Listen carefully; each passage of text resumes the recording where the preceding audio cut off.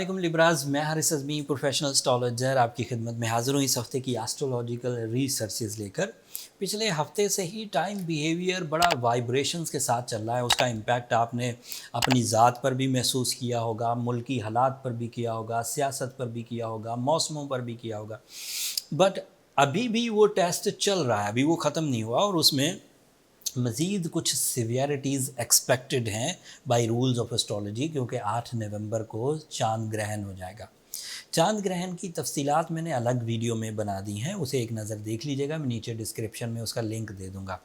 But इस हफ़्ते जो अलग से प्लानिटरी पोजीशन है वो आपके लिए कैसी और कितनी सख्त हो सकती है या कितनी फेवरेबल हो सकती है वो बयान करता हूँ। शुरू करते हैं आपके रूलिंग प्लैनेट से। वीनस इस वक्त सूरज के बहुत करीब है, इकट्ठे ही हैं। मरकरी भी सूरज के करीब है।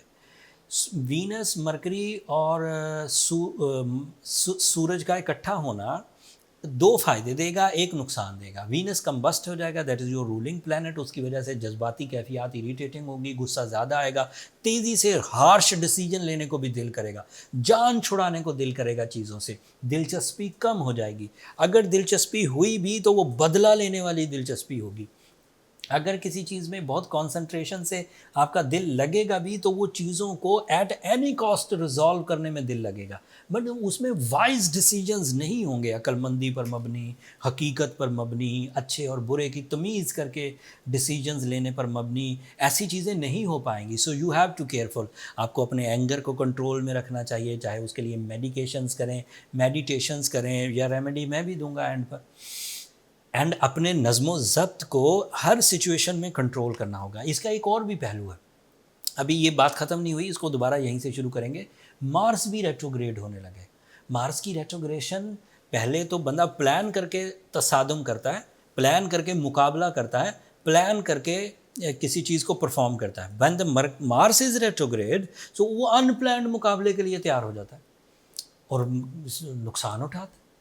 या फिर किसी भी चीज़ को करने के लिए रूल्स एंड प्रिंसिपल्स होते हैं। लेट्स से कोई एथलीट है, लेट्स से कोई क्रिकेटर है, क्रिकेटर के रूल हैं, उन्हें पता है कि किस वक्त क्या, कैसे, किस सिचुएशन में क्या करना है। When the Mars is retrograde, वो बंदा ब्लैंक हो जाएगा। वो ग्राउंड पर जो रियलिटीज़ हैं, किसी ने उसे गुस्सा दिला दिया या उसको खुद उसकी इरिटेशन नॉन अफेक्टिव डिसीजंस लेने पर मबनी काम करवाएगी, जल्दबाजी करेगा, तेज़ी दिखाएगा और लॉस उठाएगा। दिस इज़ पॉसिबिलिटी, ऐसा ही होगा। एंड इसी तरह अगर कोई कम्युनिटी हेड है, वो ऐसे डिसीजंस लेगा जो बाद में उसके रिग्रेट्स की वजह बनेंगे। अगर कोई कंट्री हेड है, वो गलत डिसीजंस लेंगे।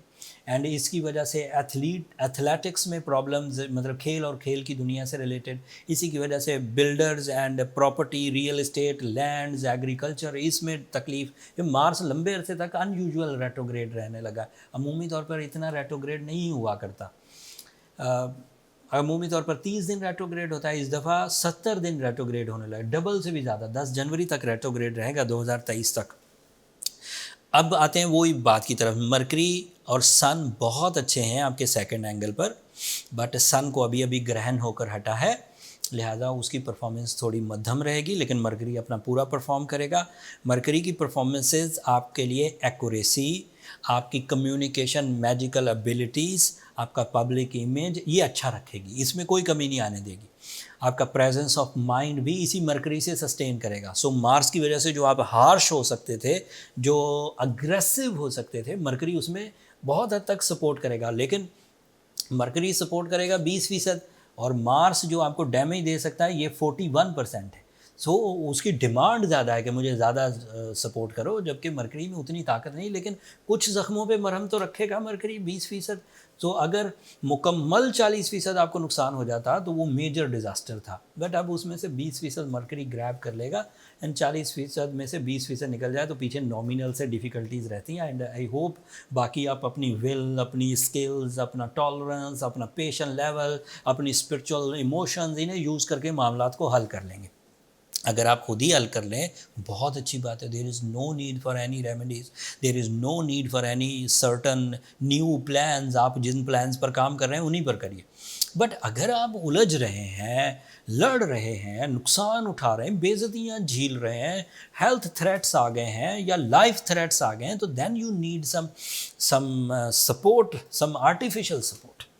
And some artificial support as a Libra, ruby से, ओपल से, ब्लू टोपाज, येलो सफ़ायर्स, ये ऐसे स्टोन्स हैं जो आपकी इन डिफ़िकल्टीज़ को, इन सेंसिटिविटीज़ को बैलेंस कर सकते हैं। साथ में सूर्य शम्स पढ़िए 5 times in a day, that is क्या कह सकता है, अ पैकेट ऑफ ब्लेसिंग्स, जिससे आपके अंदर ठहराव आएगा, दिल में इत्मीनान आएगा, दिमाग में इत्मीनान आएगा।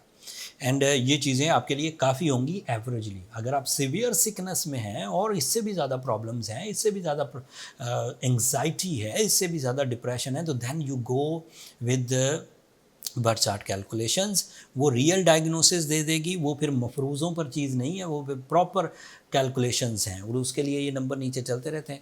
आप उन पर रब्ता करके अपने लिए टाइम ले सकते हैं, बट वो फ्री फोरम नहीं है लिब्रास। होपफुली आप अंडरस्टैंड करेंगे। अगले हफ्ते पहले ही दिन तो चांद ग्रहण होगा, उसकी मैंने वीडियो पहले ही दे दी है आपको, उसे देख लीजिएगा। बाकी जो एस्ट्रोलॉजिकल इवेंट्स आएंगे उन पर मैं डिटेल अपनी रिसर्च कमिंग वीक्स में आपके हवाले करूँगा। तब तक के लिए मुझे इजाज़त दीजिए। अगर मेरी ये कोशिशें लिब्रास, अगर मेरी ये काविश है, मेरी ये रिसर्चेज़ आपकी नॉलेज में इतना सा भी इजाफा करें, तो अपनी दुआओं में मुझे और मेरी टीम को ज़रूर याद रखिएगा। चैनल को सब्सक्राइब करना मत भूलिएगा। आप लोगों की सब्सक्रिप्शन हमारी हौसला अफजाई की वजह बनती है। अगले हफ्ते तक के लिए अल्लाह ने के बाद।